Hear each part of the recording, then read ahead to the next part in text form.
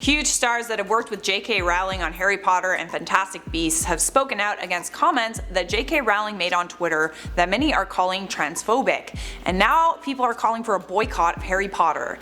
I'm going to tell you what she said and why people have a problem with it here for you on IO. What's gravy, friends? Welcome back to another IO video. I'm Charlotte. Subscribe for spicy trending news updates and top 10 lists, and follow the IO team on social media. Author J.K. Rowling caused a Twitter firestorm on June 6th for posting this tweet: "If sex isn't real, there's no same-sex attraction. If sex isn't real, the lived reality of women globally is erased. I know and love trans people, but erasing the concept of sex removes the ability of many to meaningfully discuss their lives. It isn't hate to speak the truth." The backlash to this tweet put Twitter on pause. Here were some reactions against it. "It's interesting how you're able to be so wrong and offensive over and over and over again, but ultimately not that interesting. Please talk to some queer people, please. I feel heartbroken for every trans kid who grew up on Harry Potter only to find out the author of their beloved childhood books is such a transphobic bigot. Congrats on being the contemporary Lovecraft." Some people agreed with J.K. Rowling. "Thank you for saying this. I've been told not to speak out about female genital mutilation because it's quote transphobic. How am I able to campaign for myself and millions of my sisters who have also suffered it if I can't recognize sex?" People in the comments suddenly saying sex and gender aren't the same thing, when lobby groups in Britain have been trying to do away with sex in law for the past few years and replace it with a subjective notion of gender. Get a grip, people. J.K. Rowling followed up with 2 more tweets. "The idea that women like me, who've been empathetic to trans people for decades, feeling kinship because they're vulnerable in the same way as women, i.e. to male violence, hate trans people because they think sex is real and have lived consequences, is a nonsense. Next, I respect every trans person's right to live in any way that feels authentic and comfortable to them. I'd march with you if you were discriminated against on the basis of being trans. At the same time, my life has been shaped by being female. I do not believe it is hateful to say so." Here's a post that I kind of thought might have backed up J.K. Rowling's argument and what she was trying to say. I won't read all of the points, but if you want to read the whole thing, you can pause the video. "Here's a list of the human rights of women that trans activism is eliminating. No one is saying trans-identified individuals should not have rights, civil protections such as housing, employment, etc. But what is wrong is that trans activists are erasing females as a protected sex class, and erasing the sex-based protections of women and girls. Removing the legal right of women to organize politically against sex-based oppression by males. Removing the legal right of women to assemble outside the presence of men, like in bathrooms for example. Removing the legal right of women to educational programs created for women outside the presence of men. Eliminating data collection of sex-based inequalities in areas where females are underrepresented. Elimination of sex-based crime statistics. Eliminating athletic programs and sports competition for women and girls.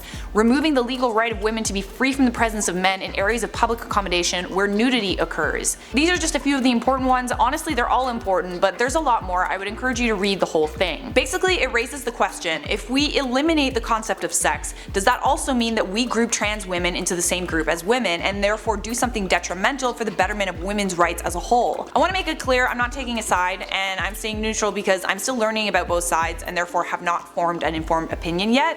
I'm just trying to show both sides of the argument. But as more and more people are identifying as trans and transgender people, it is a discussion that needs to be had because, like this last post said, unlike any other social justice movement in history, the contemporary push for transgender rights are unique in that they are based on eliminating the sex-based rights and protections of women and girls, which are already fragile to begin with. Alright, so what does the science say about this topic? The scientific journal Nature has allowed the publishing of essays by authors who argue that the idea of 2 sexes is simplistic, and biologists now think there's actually a wider spectrum than that. When the US Department of Health and Human Services tried to propose to establish a legal definition of whether someone is male or female based solely on their genitals they were born with, some scientists argued that it had no basis in science and it would undermine efforts to reduce discrimination against transgender people and those who do not fall into the binary categories of male or female. Dr. Eugene Gu replied to Rowling's post and said, "As a physician, I want people to know that sex exists on a bimodal biological spectrum, just like gender exists on a bimodal sociological spectrum. While most identify as either male or female, there are intersex and trans individuals whose identities are just as valid and real. Also, it's a scientific fact that intersex patients with a 46KY karyotype, who are by definition genetically male, have gotten pregnant and even given birth. Unfortunately, doctors have erased the existence of many intersex patients through genital mutilation surgeries at birth." So as of right now, high-profile celebrities and institutions have spoken out against J.K. Rowling's comments.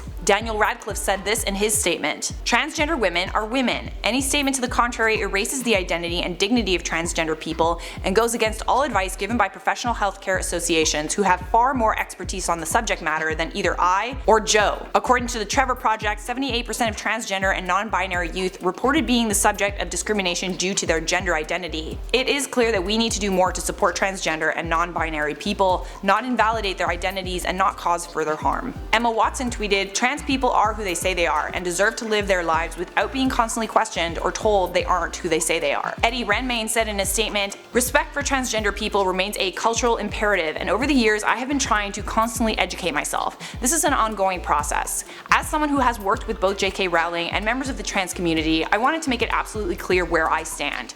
I disagree with Joe's comments. Trans women are women, trans men are men, and non-binary identities are valid. I would never want to speak on behalf of the community, but I do know that my dear transgender friends and colleagues are tired of this constant questioning of their identities, which all too often results in violence and abuse. They simply want to live their lives peacefully, and it's time to let them do so." As of right now, it seems that J.K. Rowling is sticking to her original argument. After all the backlash, she penned a 3,600-word essay posted to her website, where she said things like, "I want trans women to be safe. At the same time, I do not want to make natal girls and women less safe."